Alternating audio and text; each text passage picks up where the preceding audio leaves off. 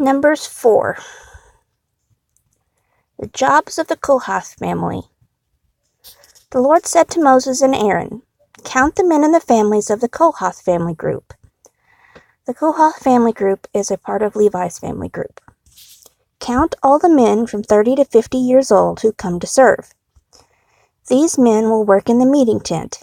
Their job is to take care of the most holy things in the meeting tent. When the Israelites travel to a new place, Aaron and his sons must go into the meeting tent and take down the curtain and cover the box of agreement with it.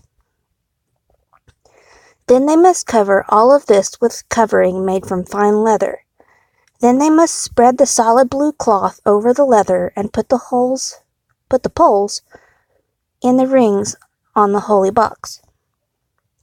Then they must spread a blue cloth over the holy table. Then they must put the plates, spoons, bowls, and jars for drink offerings on the table. Put the special bread on the table. Then you must put a red cloth over all these things. Cover everything with fine leather, and put the poles in the rings of the table. Then they must cover the lampstand and its lamps with a blue cloth. They must also cover all the things used to keep the lamps burning and all the jars of oil that are used in the lamps. Then wrap everything in fine leather. Then they must pull all these things on poles used for carrying them. They must spread a blue cloth over the golden altar. They must cover that with fine leather. Then they must put the poles for carrying it in the rings on the altar. Then they must gather together all the special things that are used for worship in the holy place. They must gather them together and wrap them in a blue cloth. Then they must cover that with fine leather. They must put these things on a frame for carrying them. They must clean the ashes out of the bronze altar and spread a purple cloth over it. Then they must gather together all the things that are used for worship at the altar. These are the fire pans, forks, shovels, and bowls. They must put these things on the bronze altar. Then they must spread a covering of fine leather over the altar and put the poles for carrying it in rings on the altar. Aaron and his sons must finish covering all the holy things in the holy place. Then the men came from Kohath family can go in and begin carrying these things. In this way they will not touch the holy things and die. Whatever. What the heck? Sorry, I don't know what happened. There it is. Eleazar, son of Aaron the priest, will be responsible for the holy tent. He will be responsible for everything in it, including the holy things. He will be responsible for the oil for the lamp, and the sweet-smelling incense, the daily offering, and the anointing oil. The Lord said to Moses and Aaron, "Be careful. Don't let these Kohathite men be destroyed. You must do these things so that the Kohathite men can go near the most holy things and not die. Aaron and his sons must go in and show each Kohathite man what to do and what to carry. If you don't do this, the Kohathite men might go in and look at the holy things. If they look at these things, even for a moment, they must die." The jobs of the Gershon family. The Lord said to Moses, "Count all the people of the Gershon family. List them by family and family group.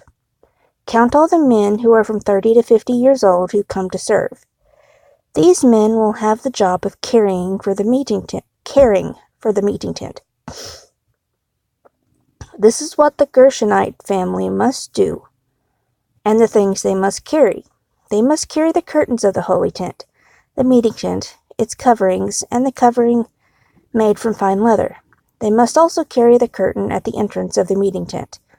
They must carry the curtains of the courtyard that are around the holy tent and the altar, and they must carry the curtain for the entrance of the courtyard. Excuse me. They must also carry all the ropes and all the things that are used with the curtains.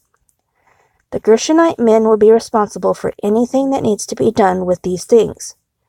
Aaron and his sons will watch all the work that is done. Everything the Gershonites carry Any other work they do will be watched by Aaron and his sons. You must tell them what they are responsible for carrying. This is the work that the men of the Gershonite family group must do for the meeting tent. Ithamar, son of Aaron the priest, will be responsible for their work. The jobs of the Merari family.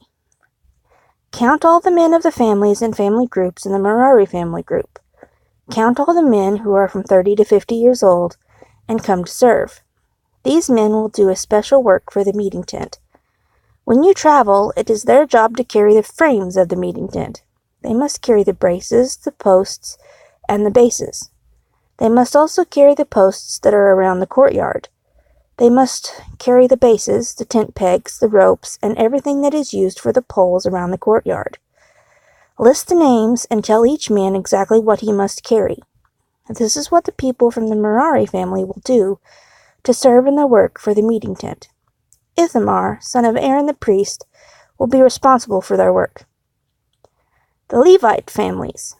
Moses, Aaron, and the leaders of the Israelites counted the Kohathites. They counted them by families and family groups. They counted all the men from 30 to 50 years old who were able to serve. These men were given special work to do for the meeting tent. There were 2,750 men in the Kohath family group who were qualified to do this work. So these men from the Kohath family group were given their special work to do for the meeting tent. Moses and Aaron did this the way the Lord had told Moses to do. Also, the Gershonite family group was counted. All the men from 30 to 50 years old who qualified to serve were counted. These men were given their special work to do for the meeting tent. There were 2,630 men in the families of the Gershon family who were qualified. So these men from the Gershon family group were given their special work to do for the meeting tent. Moses and Aaron did this the way the Lord had told Moses to do. Also, the men in the families and family groups of the Merari family were counted. All the men from 30 to 50 years old who qualified to serve were counted. These men were given their special work to do for the meeting tent. There were 3,200 men in the families of the Merari family group who were qualified. So these men from the Merari family group were given their special work. Moses and Aaron did this the way the Lord told Moses to do. So Moses, Aaron, and the leaders of the Israelites counted all the people in Levi's family group. They had counted each family and each family group. All the men between the ages of 30 and 50 who qualified to serve were counted. These men were given a special work to do for the meeting tent. They did the work for carrying the meeting tent when they traveled. The total number was 8,580. Each man was counted just as the Lord commanded Moses. Each man was given his own work and told what he must carry, just as the Lord had said.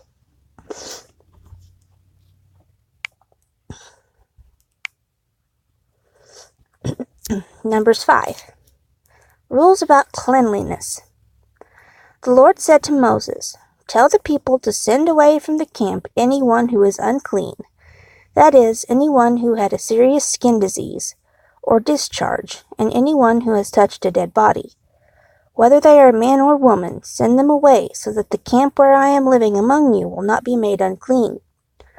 So the Israelites obeyed God's command. They sent those people outside the camp. They did what the Lord had told Moses. Paying for doing wrong.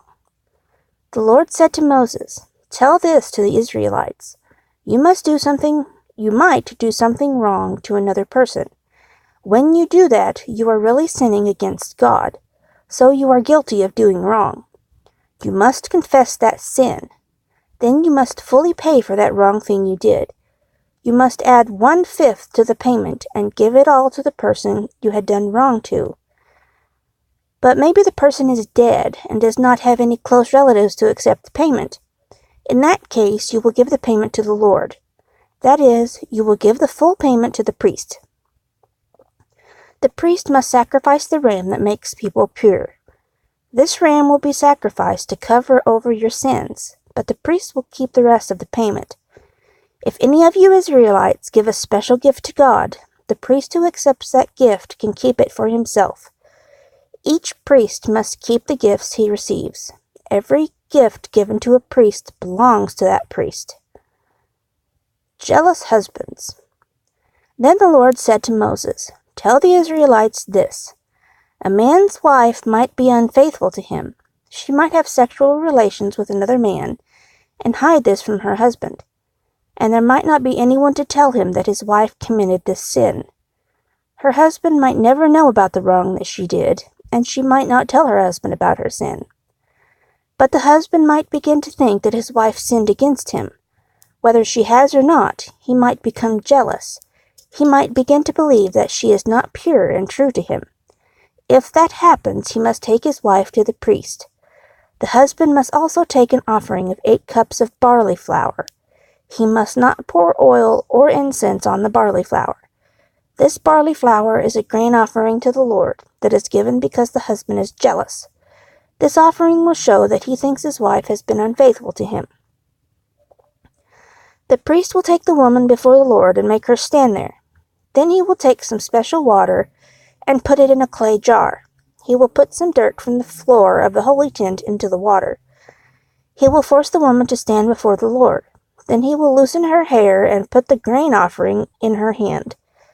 This is the barley flour that her husband gave because he was jealous. At the same time, he will hold the clay jar of special water. This is the special water that can bring trouble to the woman. Then the priest will make the woman promise to tell the truth and say to her, "If you have not slept with another man, and if you have not sinned against your husband while you were married to him, then this water that causes trouble will not hurt you. But if you have sinned against your husband, if you had sexual relations with a man who is not your husband, then you are not pure. If that is true, you will have much trouble when you drink this special water. You will not be able to have any children, and if you are pregnant now, your baby will die. And the Lord will cause your people to speak evil of you and curse you." Then the priest must tell the woman to make an oath. She must agree for the Lord to cause these things to happen to her if she lies. The priest must say, "You must drink this water that causes trouble. If you have sinned, you will not be able to have children. Any baby you will have will die before it's born." And the woman should say, "I agree to do as you say." The priest should write these warnings on a scroll. Then he should wash the words off into the water. Then the woman must drink the water that brings trouble. This water will enter her, and if she is guilty, it will cause her much suffering. Then the priest will take the grain offering from her, the offering for jealousy, and raise it before the Lord. Then he will carry it to the altar. The priest will fill his hands with some of the grain and put it on the altar and let it burn there. After that, he will tell the woman to drink the water. If the woman has sinned against her husband, the water will bring her trouble. The water will go into her body and cause her much suffering. Any baby that is in her will die before it is born, and she will never be able to have children. All the people will turn against her. But if the woman has not sinned against her husband, and she is pure, the priest will say that she is not guilty. Then she will be normal and able to have children. So this is the law about jealousy. This is what you should do when a woman sins against her husband while she is married to him. Or if the man becomes jealous and thinks his wife has sinned against him, this is what the man should do. The priest must tell her to stand before the Lord. Then the priest will do all these things. This is the law. The husband will not be guilty of doing anything wrong, but the woman will suffer if she has sinned.